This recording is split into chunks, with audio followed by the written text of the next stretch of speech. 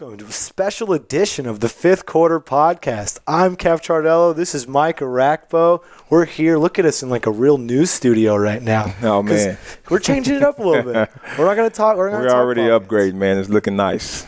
You know why? SHN Sports. That's why. The wonderful SHN Sports here putting on this production. We're in their studio with a nice green screen background, and they do wonderful things. If you want to do a podcast just like this, go find them at SHN Sports on Twitter. And find us on Twitter too, at the Fifth Quarter _ on Twitter, and on Instagram at Fifth Quarter Podcast. So go find us, follow us, like us, comment us. Even if they're mean comments, just go find us and talk. Send them, man. The engagement is always good. Right. Good engagement is always good. And SHN Sports YouTube page too. I need to plug that. Whenever you want to find our videos, that's where we're at. That's our home for there. Yep. But today we're doing a little something different with this one, aren't we? Yeah. We're talking a little bit of current events here. Instead of we've got some other Bobcats things lined up, but Rak and I really wanted to there's a few things we want to discuss, and we're like, man, we should really get this on film. So let's jump right into it. First thing we want to talk about. Antonio Brown, a subject near and dear to my heart for terrible reasons, but Antonio Brown, your initial thoughts on the whole damn thing. Well, how do you feel about Antonio Brown right now? Everything about this whole Antonio Brown deal, it just seems very petty. You know what I'm saying? Just very extra, very petty. And are we talking about a grown man here? I mean, I'm still confused. Are we talking about a grown man with kids? I just don't understand. It's one of those things. You never want to make permanent decisions based off of temporary emotions. And that's just it. Period. And I think that time after time again, he lets his emotions get the best of him, and he goes off. He follows, he unfollows. He's been since he left the Pittsburgh Steelers. I mean, he's been going. He went at Juju right when he left. He went at the Steelers. He went at Big Ben, and it's the whole world against me. Raiders took a chance on him, brought him in. And it just was not right there the whole time. And now it's like, it's me against the Raiders. Now they're after me. They're doing this. They're doing that. And then he's no longer on the Raiders now. So I mean, I want to get your thoughts, Ben. But I mean, I'm not the biggest AB fan right now because it's ridiculous, man. Oh, I'm definitely not. As a Raiders fan, I am definitely not an AB fan. Oh, that's right. You are a Raiders fan. And I'm glad you brought up the part. Is this a man we're talking about? Yeah. Because that's the word that I think of when I saw this whole fiasco. Is childish. Yeah. Like, how is this? And it's crazy when you think about a 6th-round pick out of Central Michigan. You would, and he's ascended to the stardom. You think he'd be more humble.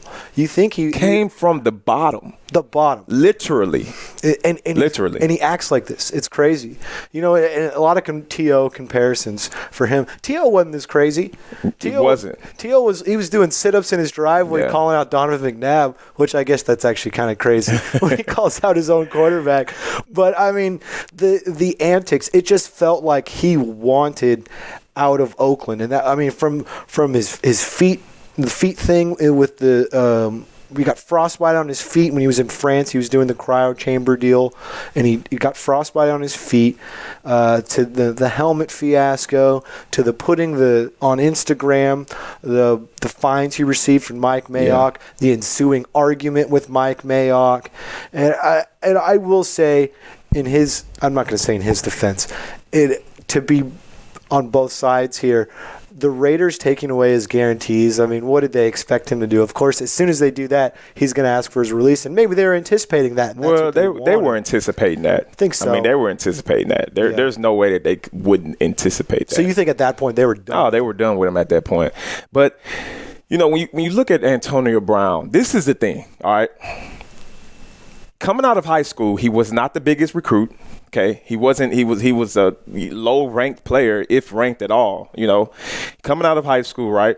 He gets an opportunity. Somebody takes a chance on him, And then he goes there. He wasn't even on the team long before. What school was he at? I believe Central Michigan? Well, before Central Michigan. Oh, I'm not sure. There was, I believe it was FIU, maybe. Oh, really? FAU, yeah. And he got kicked off the team there before he even was on the team officially. And then they was just like, look, we're going to pretend you were never here. Okay, he got into a little incident, got kicked off the team there.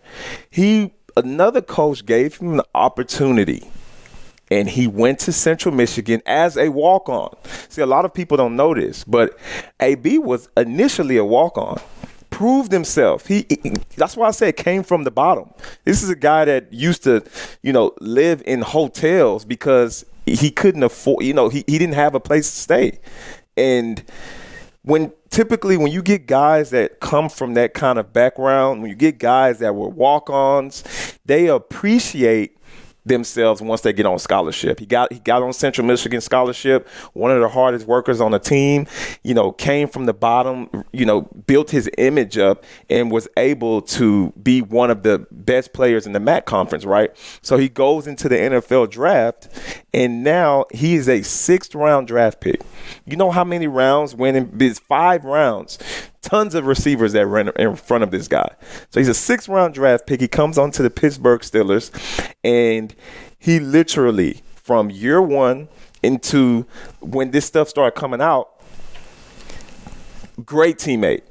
You look at Pittsburgh's camp, early on, AB was a great teammate. What changed him was one thing, and it was the money. That's it.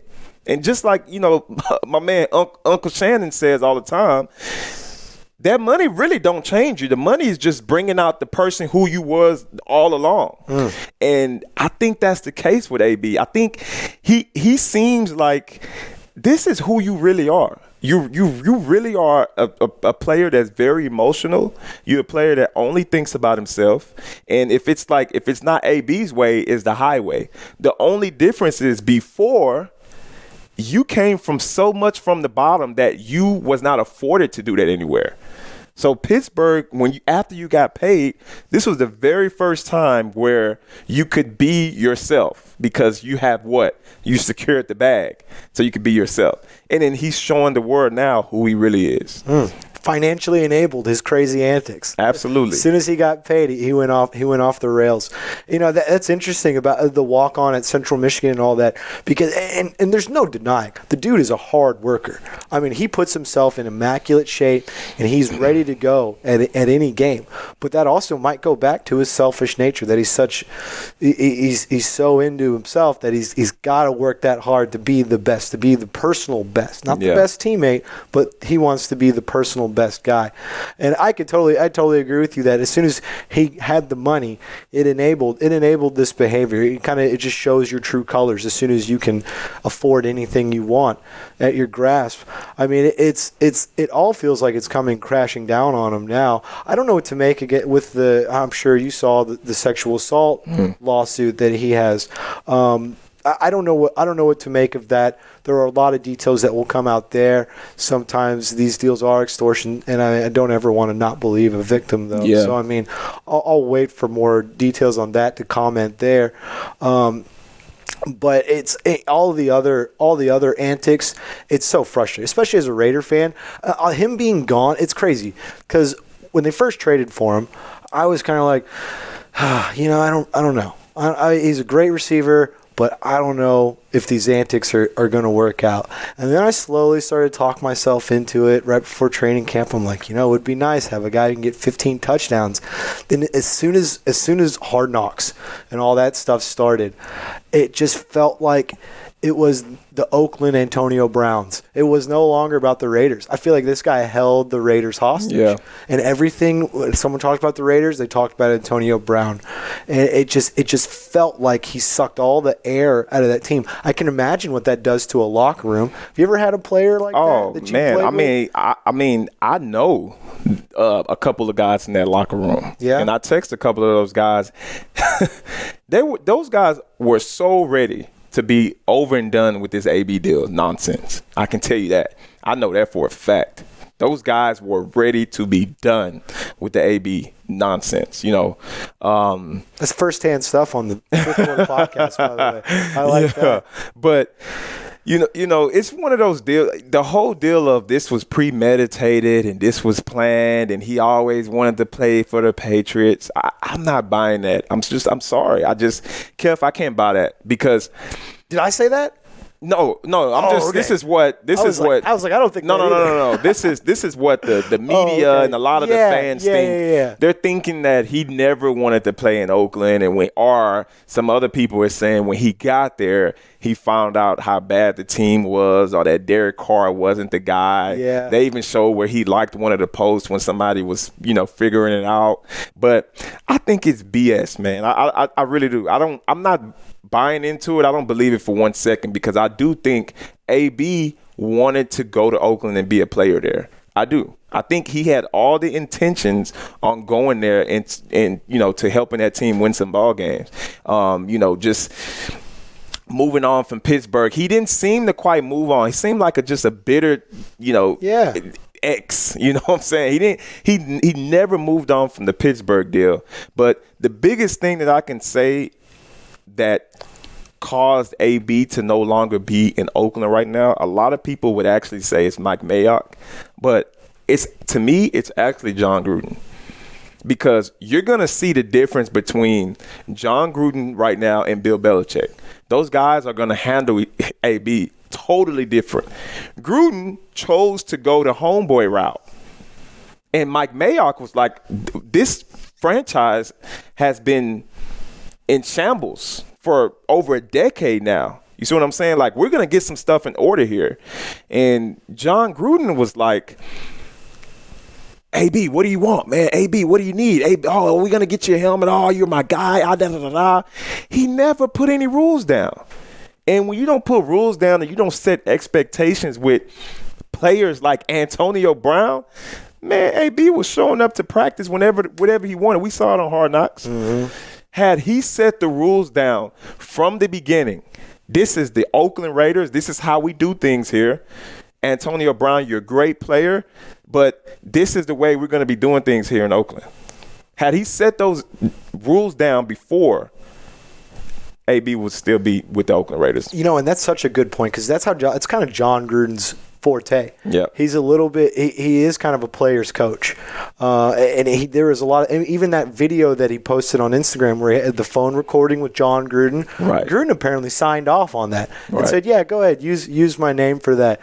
And it did kind of enable him a little bit all throughout his time there, and I mean, especially when you look at the dynamic of the Raiders, John Gruden is making so much more money than Mike Mayock. Right. So we know who's in charge there. Right. I mean, Mike Mayock may be the GM, but we know John Gruden's in charge. Mayock probably wanted him out of there way before that.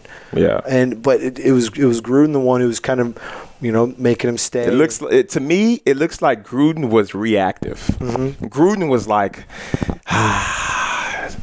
this is not going to work. He finally realized that. It seems like Mike Mayock initially wanted to set the standard there, But Gruden can do whatever he wants in Oakland. I mean, he wanted to go the homeboy route. Yeah. And it cost him. He gambled, and he struck out on that one. Yeah, because back on the whole, was this a calculated deal for him to get out of Oakland?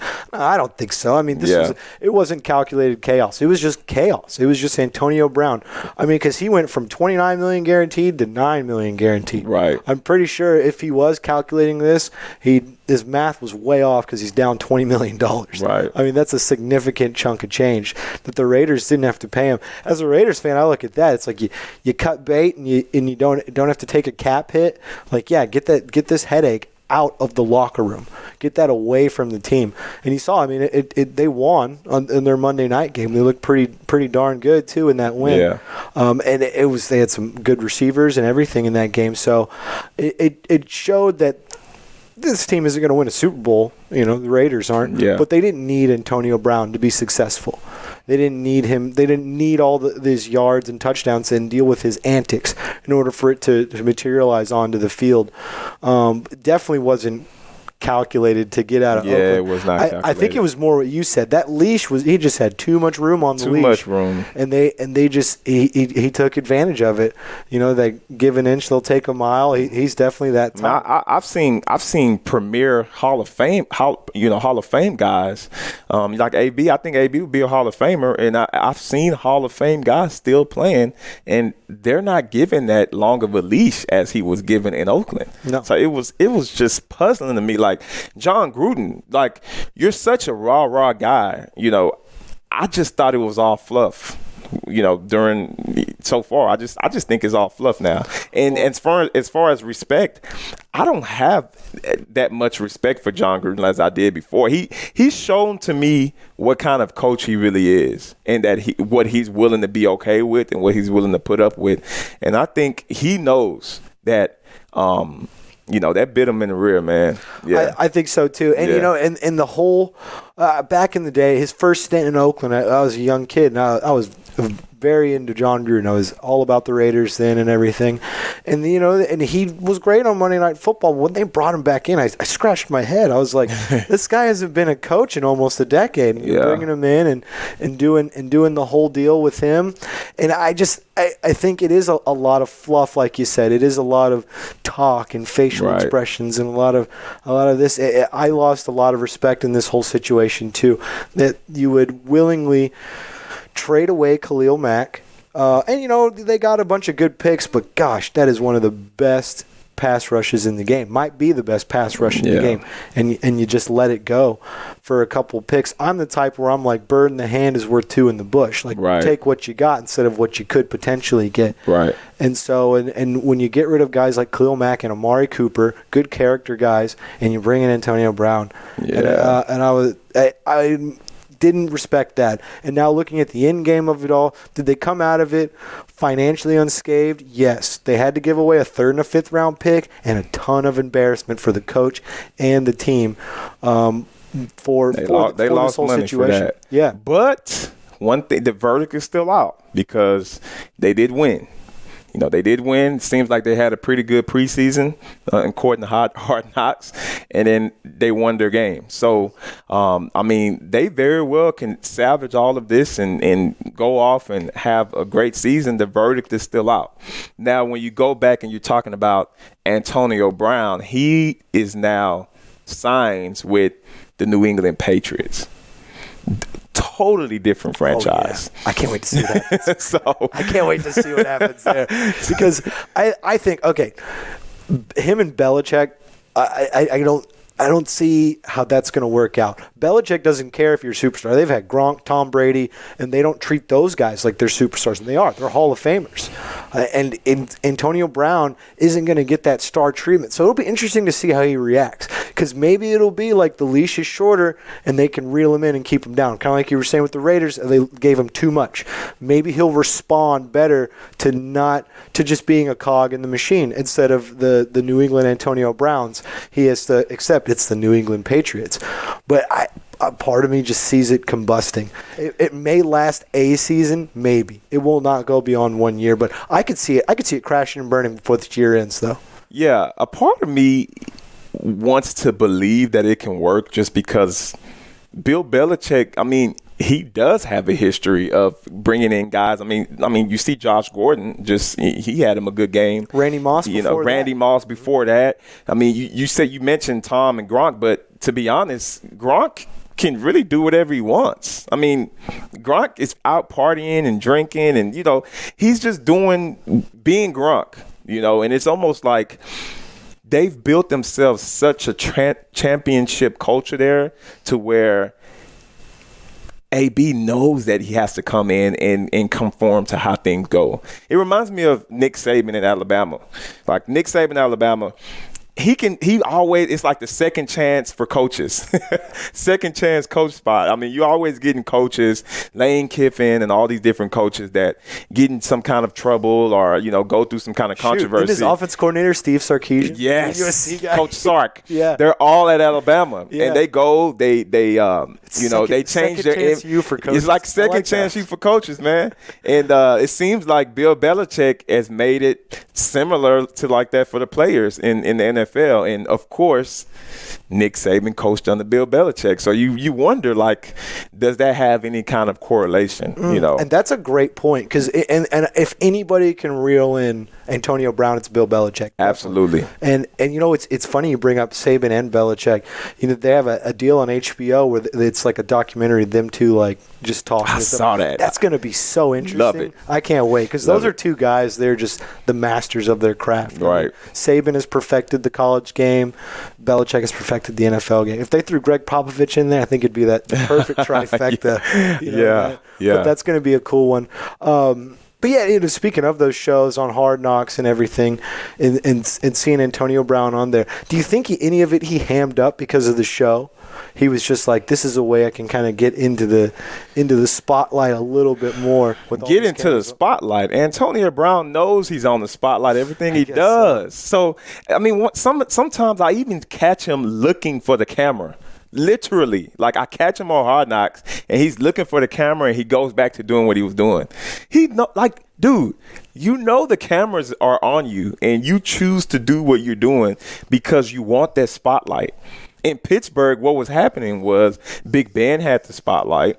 Juju was emerging, and they gave Juju the team MVP that year, you know, and the spotlight was just kind of Juju was a fan favorite. Oh, Juju has a great personality. He loves the fans. He's all about team and selfless, and everything is the opposite of what AB is, Juju is.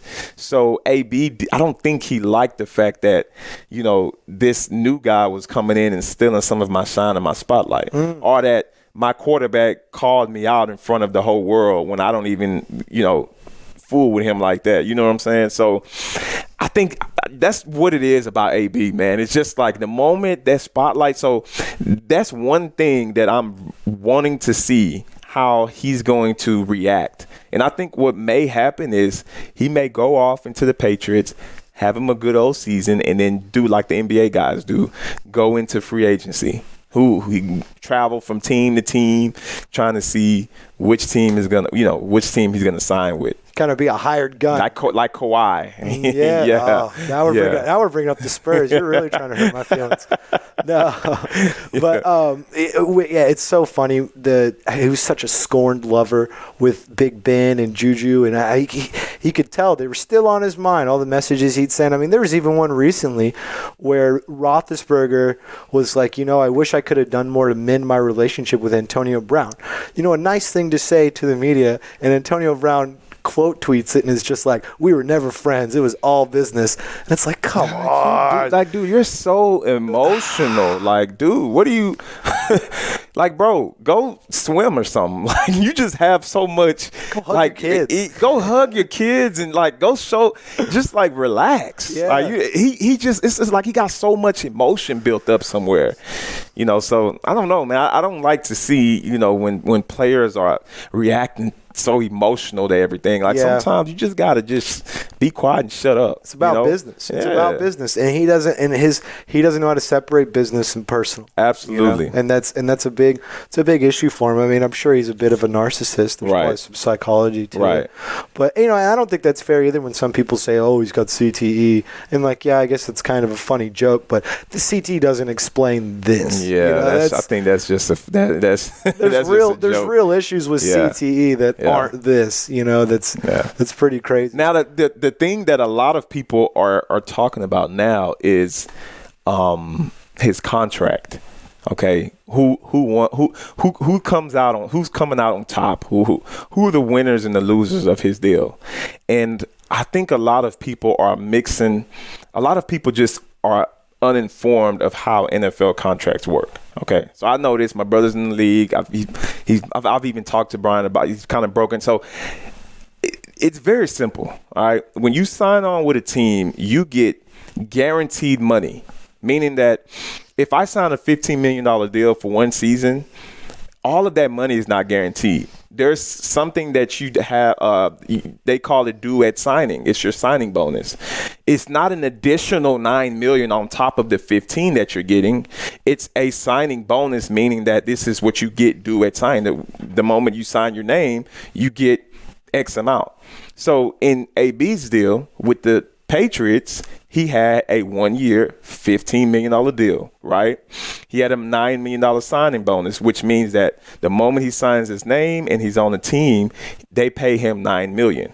What he had with the Raiders is after 4 o'clock of that time, he had $30 million signing bonus. $30 million guaranteed is what he would have gotten, okay? Now, when you talk about the NFL, and a lot of guys know that longevity is number one, just security, just being able to lock in deals and secure deals, right? You give those 2 deals to anybody in the NFL, I guarantee you nobody would pick the deal that AB got. That's how you can know who came on top because, again, guys are always trying to – you look at, all these different guys that are holding out right now, they don't want to get franchised. They don't want to play for a 1-year deal. They don't want to work for their money. What they want to do is get as much money as they can up front because you don't know what's going to happen next year in the game of football.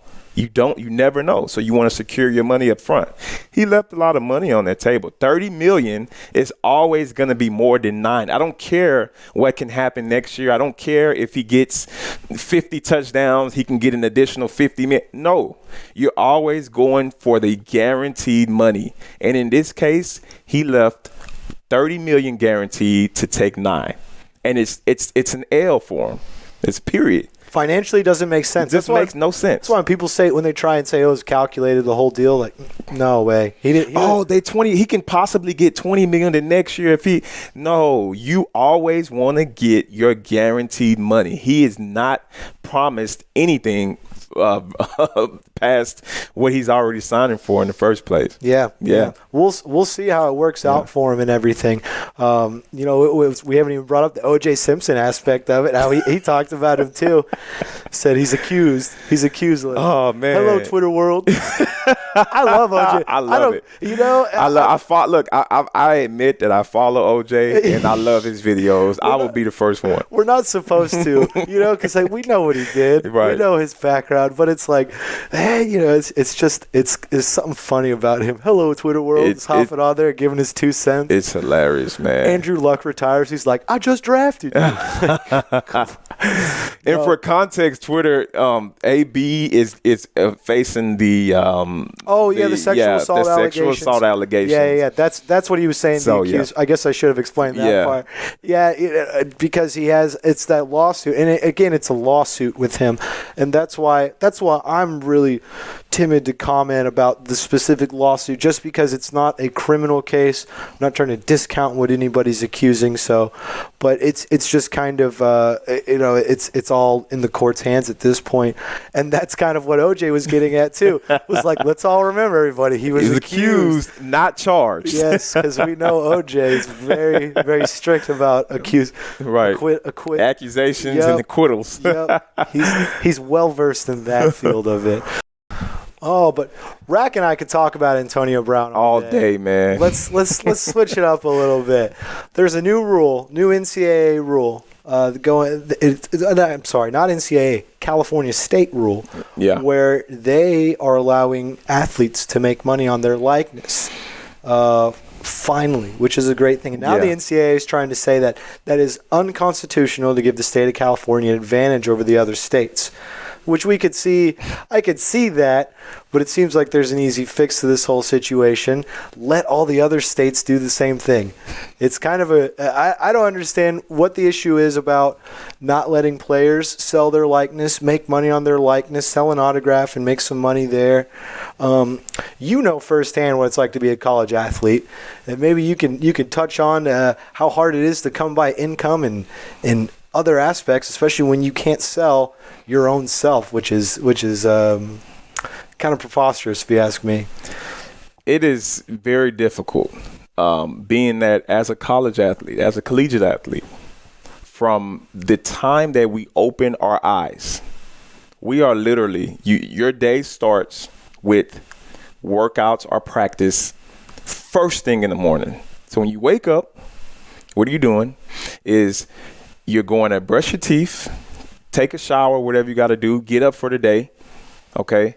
You're going straight to the facility, and you're going to practice, to workouts, to train, whatever you have, rehab. That's first thing in the morning. Okay. If you're in football, most of the time you're probably going to football practice. Directly after practice is over, you are in the locker room, you getting your backpack, you're putting your backpack on, and you're running to class. You are literally running to class to make it in time in class. Then you're in lectures all day. From you probably have a 30, 45 minute, whatever break to eat. Then you're going back to class again. Okay. By the time that you're done for the day, guess where you're going? You're going back to practice again. So you leave class, you're running to the bus, your car, whatever, and you're going back to practice again. And you're practicing for a couple of hours. Guess what happens after practice? You're watching film. You have to watch the film of the practice. So you're watching film of the practice, you're doing some kind of film review or whatever it is with your coaches. Then you're maybe going to the training room to go eat. You're finally eating your last meal of the day. Then what happens after that? You're probably doing some kind of rest and recovery. Now you're going to now the athletic training room. You're doing rest and recovery or whatever you have to do. And then you're going home. You're not going home like every other student to go home and do what you want to do, watch TV, watch movies, Netflix, go hang out with no. You're going home to do last minute homework that you literally only have maybe 30 minutes, maybe an hour to do before it's almost already ready for you to go to sleep again, to start the whole day over again. Like, you have no time for anything. You can't get a job because you're doing stuff all day. Either you're doing stuff with the football team or whatever sport you play, or you're in school. So you have no time to get a job. All right. So you can cross that on out. The only thing that you're gonna be able to do is what? Contribute to your team and our school class. So when people say they shouldn't be paid, they shouldn't be compensated for their likeness, please tell me, what are you relying on to be able to give you more things to feed? Because if you look at Division I schools like I went to, right, by the time you pay your rent, by the time you're paying for your rent, your food, and some of your small expenses that you have, which are necessities, you maybe have $100 left over. $100. You can go through $100 in a week. So where's all this other money and stuff coming from? Please. And the aspect that it's easy for me to compare it to is when you look at other college athletes, like any other student in the school, nothing is stopping them from doing a commercial or for doing anything to sell their likeness and make money off who they are, their own personal brand. There's nothing stopping them. But if you play a sport, you can't do that. There's some rule with the NCAA where they're the only students on campus who don't have that freedom, which is total BS in my opinion, because you should be able to at least sell who you are. Like, I get it. If you don't want the school to pay the athletes directly, I can understand that argument. Because then you'll see Alabama, they'll start paying everybody a whole bunch of money, and everybody will want to go to Alabama. They'll start having, like, really high salaries for all their players and all of that. But at the same time, why can't that same student go out and make money on themselves? Do a commercial, sign autographs, do any of that stuff. Because that was the thing that Manziel got in trouble for, was signing autographs. Got paid for that. And I mean, why can't he go out and make $10,000 doing that? Why couldn't you do that while you were in college? Like any other student, any other regular student in the world. Mm-hmm. I mean, if you're a professional, if you act, if you get an academic scholarship, right, and you're a professional actor, are you still going to be able to cash your check in after you've completed your movie? Absolutely. Are they going to is that school going to cancel your scholarship, your academic scholarship? No. Just because you're a professional actor or you're some, you're doing some kind of entertainment. If you're a rapper and you have an academic scholarship, you can go on and you can do shows, whatever you have to do, and you can still, guess what? entertain and make money for it. Yeah. The only people that are able to get away with this are people that participate within the NCAA. That's it. And it's very clear that they're getting free labor from student athletes is what they call it. That's the term that they use, student athletes, because it's a multi-billion-dollar industry, and they do not want to cut a piece of the pie off to give to athletes. No. So you know what they do? They coined the term student athlete, and a lot of fans and other people, they buy into it because they say, oh, they're giving you a free scholarship. The NCAA don't give you anything. Your scholarship is coming from whatever school you're at. It's not coming from the NCAA. And a lot of times the scholarship itself comes from donors of the school. It's not even the school directly paying it. So I mean, it's not the NCAA at all. Like your scholarship that you like, if you go to school and get a scholarship, if you go to Texas State University and you get a scholarship for Texas State University, that scholarship is coming from Texas State. It is not coming from the Sun Belt. It is not coming from the NCAA. Mm-hmm. So guess what?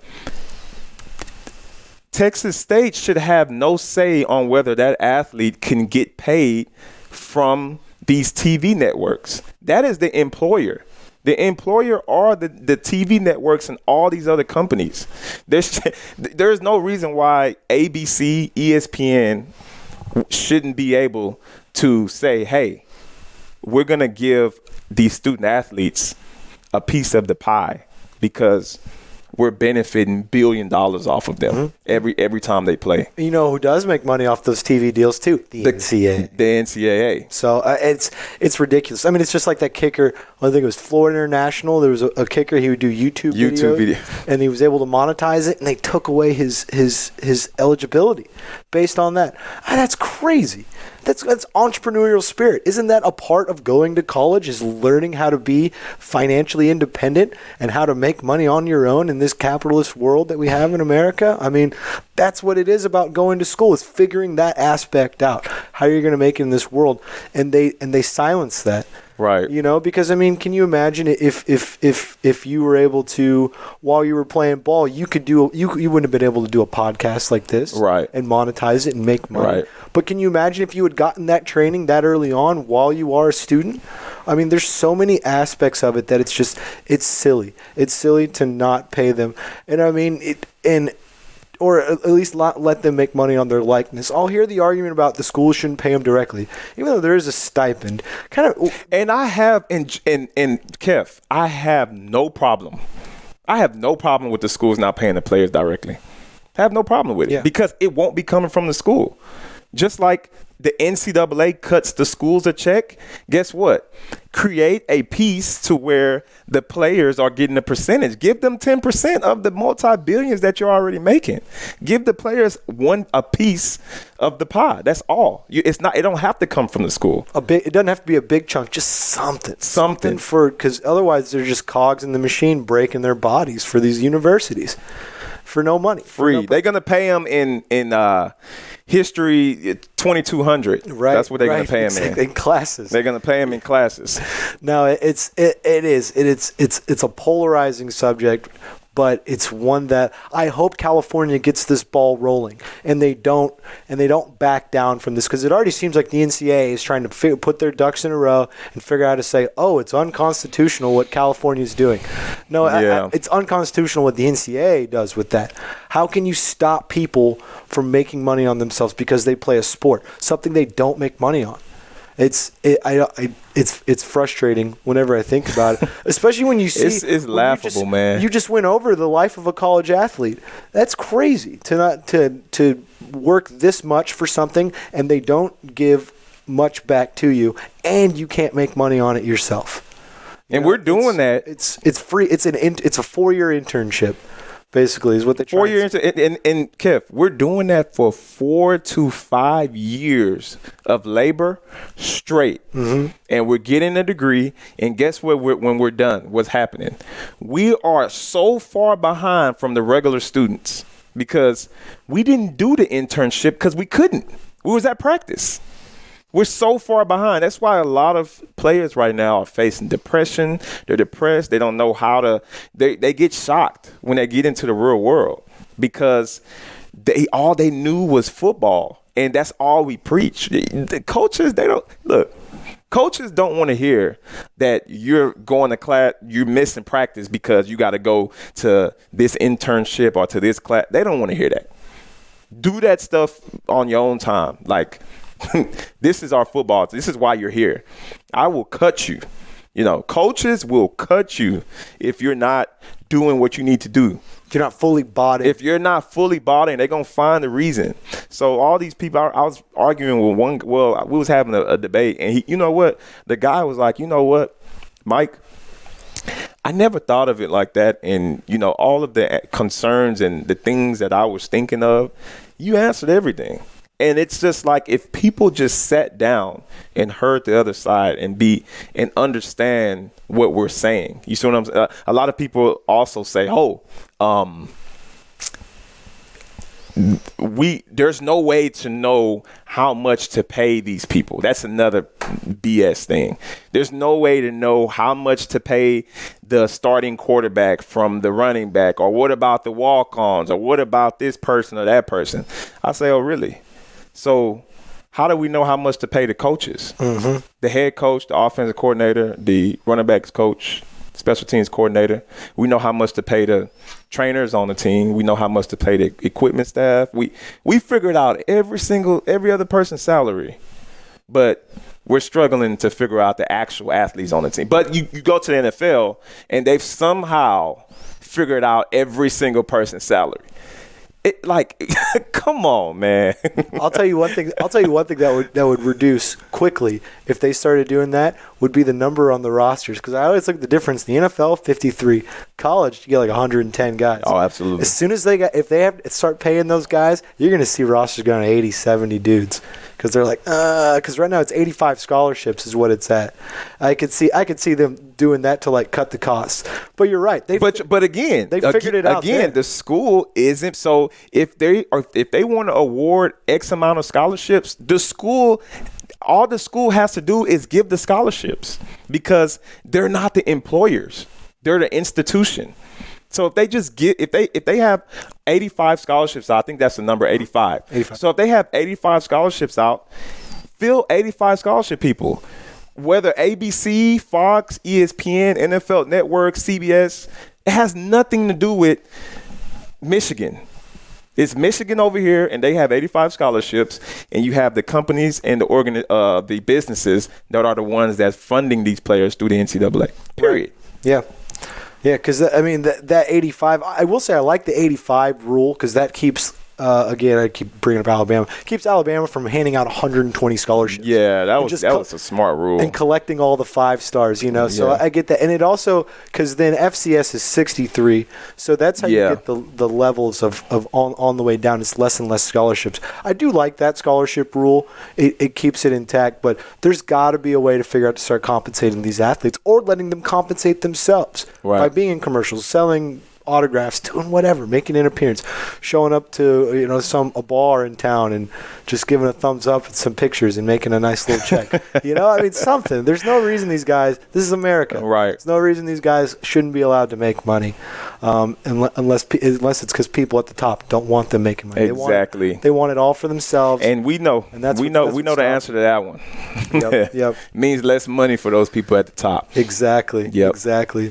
Well, I think that'll do it for our special episode of the Fifth Quarter Podcast. I'm Keff Trardell. This is Mike Arakbo here. Oh, yeah, you follow our Twitter stuff. Good. See, this is why you need the good producers at SHN Sports. They remind you to plug your own self. At the Fifth Quarter _ on Twitter and at Fifth Quarter Podcast on Instagram. Follow SHN Sports at SHN Sports on Twitter. And make sure you check out their YouTube page to go find this video and subscribe to all those good things. iTunes, anywhere you can find us, subscribe. Beautiful. And if you're looking for a nice, beautiful setup like we have here, SHN are your guys. Look at this. It's a real newsroom. It is. Wink. No, but yeah, thanks for tuning in this special episode, and we'll see you next time.